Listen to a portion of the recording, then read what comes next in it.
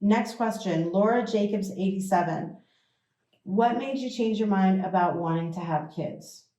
I think that's more directed at you, kid. What made you change your mind? Maybe you. Yeah, I mean, that can be directed. I just think more people are listening because of you, so I assume that was directed at you. But I definitely, it could be asked to me too, because I definitely didn't want to have kids. But then I wanted to have kids because I met the father. That's it. So when makes sense. Yeah, so earlier Makes in my sense. life, there would have been relationships that I was in where, you know, you have higher hopes for someone in the beginning. You have hopes and like, hey, like you first meet someone, like, could this be the guy? Like you always think that at first, like at some point you're gonna think like, if I'm seeing this guy over and over again, is he the one? Does he have like that full potential? But the thing I'll say about you, Tommy, is that you and I, yes, you are awesome. The thing about the two of us is that we fell into our relationship so easily. It was so natural. Like there was no discomfort in the amount of time that we spent together. We like just folded into each other's lives like a deck of cards. Yeah. You know? Seamless. And it was just so natural. Yeah. Like we fell into a relationship and waking up together and spending days upon days with each other so naturally. Yeah. And when I realized that, I was like, you know, for girls out there who are like trying to fit a square peg into a square hole, how do you say it? Square peg in a round hole. Yeah. If you're trying too hard to make yourself feel comfortable around the guy, I don't know if you should try. I don't know if you should try. Yeah, I mean, listen, we can only go off what we have. You know what I mean? I can't really, because we're real different. We're very different, but we're a lot alike in a lot of ways too. But I mean, we just accepted, you know, like very whatever your process was. You know, you just said a good thing with your mother.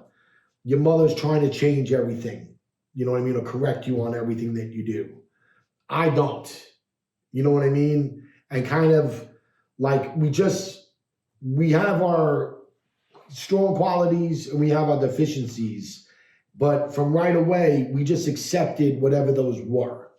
Well, yeah, like for sure, you and I are incredibly accepting in a very like cool street way. Like you and I didn't, like I knew that you had a past, you knew I had a past. At some point, we were not like, well, I can't be with that guy. Or you and I both knew that we came with a lot. But not just that, like, you know, when I first met you, you needed like 9 hours of sleep. You had. I wish I could. I mean, I still would. But what I'm saying is, all your bills were paid. You lived in a fucking beautiful place. Yeah. You had everything. Who the fuck are you to say to anybody? If you needed 9 hours of sleep, you needed 9 hours of sleep. Do you think like you were like thrown aback by the amount of sleep that I needed? No, I thought it was legendary. You know what I mean? Because like I would get up at 5 a.m. I had work.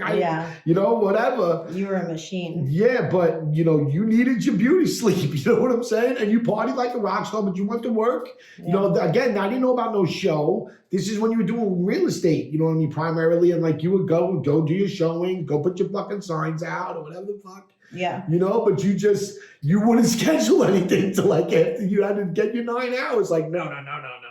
I am not getting up that early, you know? Right, not for less than but that's what I mean. It was like, I don't know, it's just the way you lived your life, you drank a lot, and you know what I mean? Like, I didn't care what you were doing. You didn't care what I was doing. Because you were looking at the end result of me.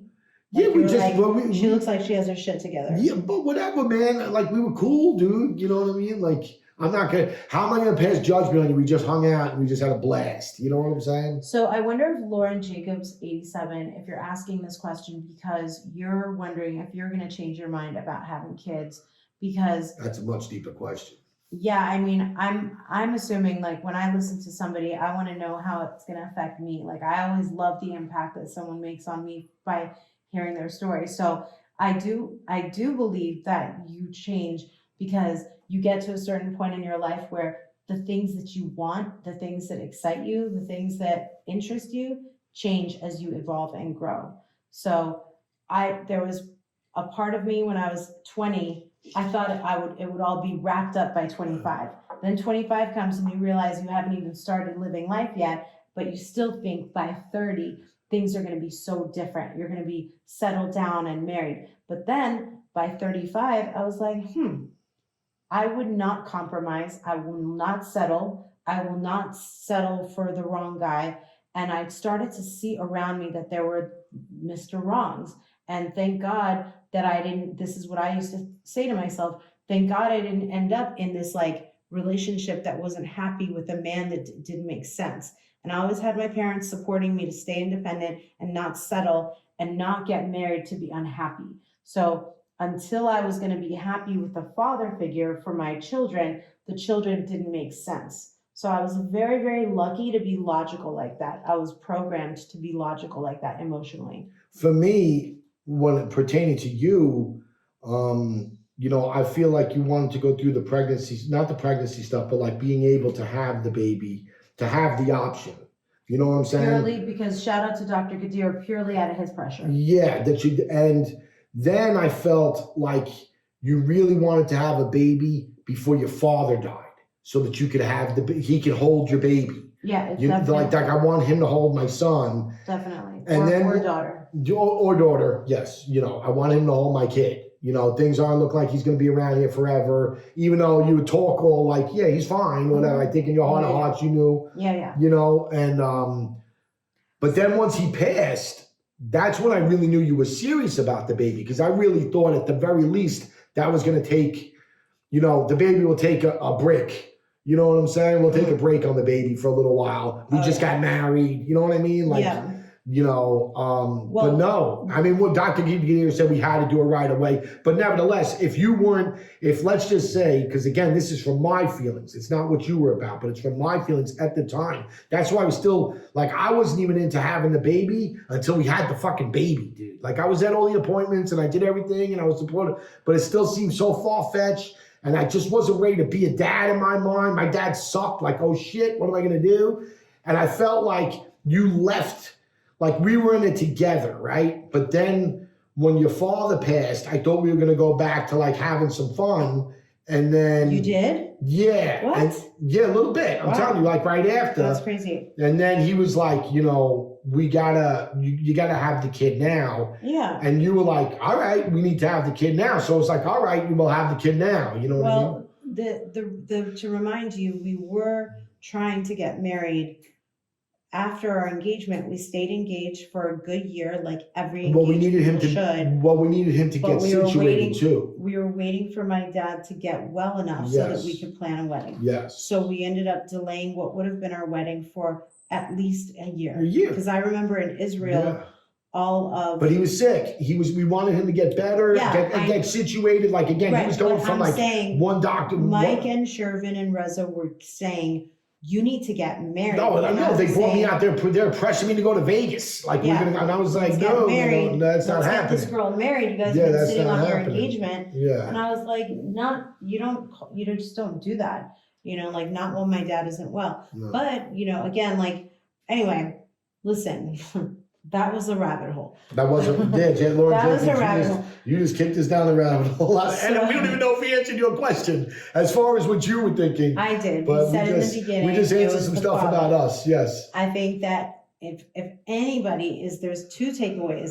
Dr. Shaheen Gadir. Yes. So today I was at the nail salon, and this woman came up to me and said, I was looking through old episodes because I was looking for your doctor, and I said, I've made a promise that for people who are contemplating freezing their eggs or going through the IVF journey, contact Dr. Shaheen Gadir at Southern California Fertility Center. SCRC, Southern California Reproductive Center. Thank you.